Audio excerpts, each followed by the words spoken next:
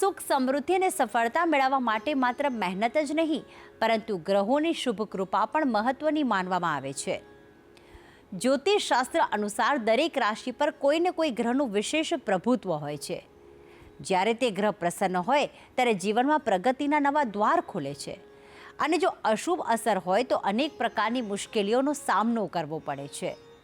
તો આવો જાણીએ કે તમારી રાશિ અનુસાર કયા ગ્રહની ઉપાસના કરવાથી શુભ ફળ પ્રાપ્ત થઈ શકે. માર્ગદર્શન આપશે ગુરુજી પ્રફુલભાઈ પંડ્યા. જજાગ્રતો દૂરમુદૈતિ દૈવં તદુસુપ્તસ્ય તથૈવૈતિ દૂરંગમં જ્યોતિઘાન જ્યોતિરેકંતન મે મનઃ શિવ સંકલ્પમસ્તુ. જય ભગવાન મિત્રો, હું છું પ્રફુલભાઈ પંડ્યા. ભક્તિ સંદેશ કાર્યક્રમની અંદર આપનું સ્વાગત છે. દર્શક મિત્રો, આજનો વિષય જે છે એ જ્યોતિષનો વિષય છે. રાશિ પ્રમાણે ગ્રહ પૂજા. તમને તમારો કયો ગ્રહની ઉપાસના કરવી જોઈએ. જો વિશેષ જન્મકુંડલીનું જ્ઞાન ન હોય અથવા જન્મકુંડલી ન હોય તો ચિંતા કરવાની જરૂર નથી, ગભરાવાની જરૂર નથી. તમારું જે નામ હોય એ નામથીની રાશિ કઈ છે અને એ રાશિનો ગ્રહ કયો છે એ ખબર હોવી જોઈએ. એ ખબર પડી જાય ને એ ગ્રહની તમે ઉપાસના કરો ને તો જીવનમાં હંમેશા સારું થાય. કેમ કે તમારા રાશિનો સ્વામી એટલે તમારી રાશિનો મેન મુખ્ય ગ્રહ હોય. દરેક ગ્રહની, દરેક વ્યક્તિની એક મુખ્ય ગ્રહ હોય છે એની રાશિનો. અને રાશિનો સ્વામી જાણવો હોય તો બાલબોધ નામના ગ્રંથની અંદર એનું પ્રમાણ સાથે આપેલું છે, શ્લોક આપેલો છે. મેષ વૃશ્ચિકયો ભૌમઃ શુક્રો વૃષતુલાધિપઃ બુધ કન્યા મિથુનયો કર્કસ્યાધિપતિ દ્યુઃ. મેષ વૃશ્ચિક કયો ભૌમો. આમ શ્લોકમાં લખ્યું છે કે મેષ અને વૃશ્ચિકનો સ્વામી ભૌમ એટલે મંગળ થાય છે. શુક્ર વૃષભ તુલાધિપો, વૃષભ અને તુલાનો સ્વામી શુક્ર થાય છે. હું ડીપમાં તમને હમણાં સમજાવું છું આગળ. હો, બુધ કન્યા મિથુન હોય, બુધ કન્યા અને મિથુન રાશિનો સ્વામી બુધ થાય છે. એમ કર્કસ્યાધિપતિ દ્યુઃ એટલે કર્ક રાશિનો સ્વામી ચંદ્રદેવ થાય છે. પછી આગળ સેન્મીન ધનુષો જીવ શનિ મકર કુંભયો સિંહસ્યાધિપતિ સૂર્ય કથિતો ગણ કાતમય. તો આ શ્લોક એનું પ્રમાણ છે. આ શ્લોકની અંદર બધી રાશિઓના સ્વામીના નામ આવી ગયા છે. હવે વિસ્તારથી હું તમને જાણકારી આપું છું. જેમ કે પહેલો શબ્દ હતો મેષ વૃશ્ચિકયો ભૌમો. તો મેષ રાશિનો સ્વામી કોણ છે? ભૌમ. ભૌમ કહેતા મંગલ. હવે મેષ રાશિ કોની હોય તો કે જેનું નામ અ, લ અને ઈ અક્ષર ઉપરથી જેનું નામ આવે છે, અ, લ, ઈ અક્ષર ઉપર, એની રાશિ કઈ બની? મેષ રાશિ. અને મેષ રાશિનો સ્વામી કોણ થયો તો કે મંગલ. તો મેષ રાશિવાળા વ્યક્તિઓ જો પોતાના આરાધ્ય દેવ મંગલ ગ્રહની ઉપાસના કરે છે તો એમના જીવનની અંદર સદૈવ એમનું કલ્યાણ થાય છે. હવે ઘણા પ્રશ્નો કરે કે શાસ્ત્રીજી ઉપાસનામાં શું કરવું? ઉપાસનામાં તમારો જે રાશિનો સ્વામી છે એમાં 2-3 વિકલ્પ હોય છે. તમે તમારા રાશિનો સ્વામીનો રત્ન એટલે કે મંગળનો રત્ન ધારણ કરી શકો મેષ રાશિવાળા વ્યક્તિ. સાથે સાથે મંગળવારના ઉપવાસ કરી શકાય. એનાથી વિશેષ રોજ તમે ઓમ ભૌમાય નમઃ આ મંત્રની રોજની એક માળા કરી શકો. એનાથી વિશેષ કરવું હોય તો મંગળવારના દિવસે થોડો ગોળ તમારા માથા ઉપરથી 9 વખત ઉતાર કરીને પીપળાના ઝાડની નીચે જઈને મૂકવું. આ તમે કરી શકો, અ, લ અને ઈ અક્ષરવાળા વ્યક્તિ. અને આ કરવાથી સદૈવ તમારી પ્રગતિ થાય છે. બીજી રાશિ વૃષભ, જેના અક્ષર બ, વ અને ઉ અક્ષરવાળા જે વ્યક્તિ છે. હવે એ લોકોએ શુક્ર વૃષભ તુલાધિપતિ, એ લોકોએ શુક્ર ગ્રહની આરાધના કરવી. જેનું અક્ષર બ, વ અને ઉ છે તે લોકોએ શુક્ર ગ્રહની ઉપાસના કરવાથી એમના જીવનમાં સદૈવ પ્રગતિ થાય છે.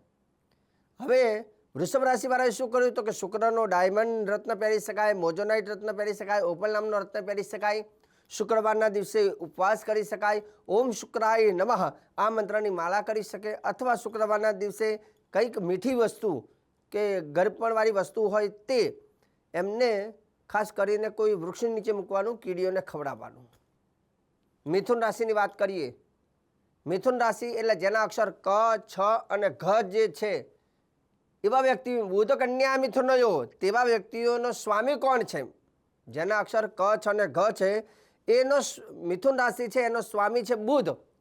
હવે મિથુન રાશિવાળા વ્યક્તિ જોડે જન્માક્ષર ન હોય તો એને ખાસ કરીને બુદ્ધદેવની આરાધના કરવાથી જીવનમાં હંમેશા તરક્કી થાય છે. હવે બુદ્ધદેવની આરાધનામાં શું થાય તો કે તમે બુદ્ધનો રત્ન છેલ્લી આંગળીમાં ધારણ કરી શકો, બુધવારના ઉપવાસ કરી શકાય, ઓમ બુધાય નમઃ આ મંત્રની રોજની માલા કરી શકાય અને બુધવારના દિવસે પક્ષીને મગ ખવડાવી શકાય. આનાથી તમારી તરક્કી થશે. ચોથી રાશિ કર્ક રાશિ, જેના અક્ષર છે ડ અને હ. કર્ક રાશિવાળાએ શું કરવું? કર્ક રાશિનો સ્વામી કોણ છે? કર્કસ્યાધિપતિ ચંદ્ર, એવું કહેવાય. કર્ક રાશિનો સ્વામી ચંદ્ર સોમ છે. કર્ક રાશિના વ્યક્તિઓએ ખાસ કરીને ચંદ્રદેવની આરાધના કરવાથી જીવનમાં પ્રગતિ તમારી થાય છે. ચંદ્રદેવની આરાધનામાં શું કરી શકાય? સોમવારનો ઉપવાસ કરી શકાય, સોમવારના દિવસે ગરપણવાળી વસ્તુ કીડીઓને ખવડાવી શકાય. ખાસ કરીને ચંદ્રનો રત્ન છેલ્લી આંગળીમાં ધારણ કરી શકો, ઓમ સોમાય નમઃ આ મંત્રની રોજની એક માલા કરી શકાય. 5મા નંબરની રાશિ સિંહ છે. હવે સિંહ રાશિ એટલે મ અને ટ અક્ષર જેના છે તે લોકો માટે. મ અને ટ અક્ષર જેના છે, જે લોકોને પોતાની જન્મકુંડલી ખબર ના હોય તો એ લોકોએ પોતાનો રાશિનો સ્વામી કોણ તો કે સિંહ રાશિનો સ્વામી છે સૂર્ય, અને સિંહસ્ય અધિપતિ સૂર્ય. તો સિંહ રાશિવાળા વ્યક્તિઓએ સૂર્યદેવની આરાધના કરવી. સૂર્યદેવની આરાધનામાં શું કરી શકાય? નિત્ય રોજ તમે સૂર્યદેવને અર્ઘ્ય પ્રદાન કરો, કેમ કે તમારી રાશિનો એ સ્વામી છે અને સ્વામી જે આપે એ બીજું કોઈ ના આપે. નિત્ય સૂર્યદેવને તમે જલ અર્પણ કરો, રવિવારના દિવસે ઉપવાસ કરો. રત્ન પહેરવો હોય તો માણેક નેચરલ રૂબી તમે છેલ્લેથી બીજી આંગળીમાં અનામિકાની અંદર સૂર્યનો રત્ન ધારણ કરી શકો. ઓમ સૂર્યાય નમઃ, ઓમ સૂર્યાય નમઃ આ મંત્રની રોજની માલા કરી શકો અને દર રવિવારના દિવસે ગાયને ગોળ ખવડાવી શકાય. હવે વાત કરીએ આગળ કન્યા રાશિ. કન્યા રાશિ એટલે પઠણ અક્ષર, પઠણ. કન્યા રાશિવાળા વ્યક્તિઓનો સ્વામી કોણ છે? તો બુધ ગ્રહ છે. તો કન્યા રાશિના સ્વામીએ બુધની ઉપાસના કરવી, બુધનો રત્ન ધારણ કરી શકાય, પક્ષીને મગ ખવડાવી શકાય, ઓમ બુધાય નમઃ આ મંત્રની માલા કરી શકાય. વાત કરીએ તુલા રાશિ, ર અને ત અક્ષર. જેની તુલા રાશિ છે તે લોકોએ શું કરવું? તુલા રાશિનો સ્વામી શુક્ર છે. તુલા રાશિના વ્યક્તિઓએ ઓમ શુક્રાય નમઃ, ઓમ શુક્રાય નમઃ મંત્રનો જપ કરી શકાય, શુક્રવારના ઉપવાસ કરી શકાય, શુક્રદેવનું રત્ન ધારણ કરી શકાય અને શુક્રવારના દિવસે મીઠી વસ્તુ તમે પણ જે કીડિયારું હોય કીડિયારું પૂરી શકાય મીઠી વસ્તુથી, મતલબ કે ખાંડ છે તમે દાન કરી શકો. વૃશ્ચિક રાશિની વાત કરીએ. વૃશ્ચિક રાશિ એટલે ન અને ય અક્ષર. ન અને ય અક્ષરવાળા વૃશ્ચિક રાશિ. વૃશ્ચિક રાશિનો સ્વામી કોણ છે? તો કે મંગલદેવ છે. તો વૃશ્ચિક રાશિના સ્વામી મંગલદેવ છે. તો વૃશ્ચિક રાશિના વ્યક્તિઓએ ઓમ ભૌમાય નમઃ આ મંત્રની રોજની માલા કરી શકો, મંગળવારના ઉપવાસ કરી શકો, મંગળવારે ગોળ તમે પણ ગાયને ખવડાવી શકો અને મંગળવારના દિવસે હનુમાનજી મહારાજની સેવા પણ આપ કરી શકો છો. મંગળનો રત્ન પણ તમે ધારણ કરી શકો છો. વાત કરીએ ધનુ રાશિ, ભ ધ ફ ઢ. ધનુ રાશિના વ્યક્તિઓએ ખાસ કરીને ધનુ રાશિનો સ્વામી છે બૃહસ્પતિ. એટલે ધનુ રાશિના વ્યક્તિઓએ ગુરુવારનો ઉપવાસ કરી શકાય, ઓમ ગુરુવે નમઃ મંત્ર જપ કરી શકાય, ગુરુદેવનો રત્ન તમે ધારણ કરી શકો અને ગુરુવારના દિવસે ઉપવાસ કરી શકો. ગુરુવારના દિવસે કોઈ બ્રાહ્મણને સીધાનું દાન કરવું એ પણ તમારા માટે ફળદાયી બને છે. વાત કરીએ મકર રાશિ. મકર રાશિનો સ્વામી કોણ છે? તો મકર રાશિનો સ્વામી છે શનિ. શનિ મકર કુંભયો. મકર અને કુંભ બંને રાશિનો સ્વામી શનિ છે. તો જેની મકર રાશિ છે અને જેની કુંભ રાશિ છે બંનેનો સ્વામી એક જ છે શનિ. તો મકર રાશિના અક્ષર છે ખ અને જ અને કુંભ રાશિના અક્ષર છે ગ સ સ. તો મકર અને કુંભ રાશિના બંને વ્યક્તિઓએ ખાસ કરીને પોતાના આરાધ્ય દેવ એટલે કે શનિદેવની ઉપાસના કરવી જોઈએ. મકર અને કુંભ રાશિવાળા વ્યક્તિઓએ શનિ મહારાજને પૂજન કરી શકાય, શનિ ઓમ શનિશ્ચરાય નમઃ મંત્રનો જપ કરી શકાય, શનિવારના દિવસે ઉપવાસ કરી શકાય, શનિનો રત્ન નીલમ રત્ન તમે ધારણ કરી શકો અને શનિવારના દિવસે 1 કિલો ખજૂર માથા ઉપરથી 8 વખત ઉતાર કરીને પીપળાના ઝાડની નીચે મૂકી શકાય. આ મકર અને કુંભ રાશિના વ્યક્તિઓ કરી શકે. હવે છેલ્લી રાશિ છે મીન, દ ચ જ થ.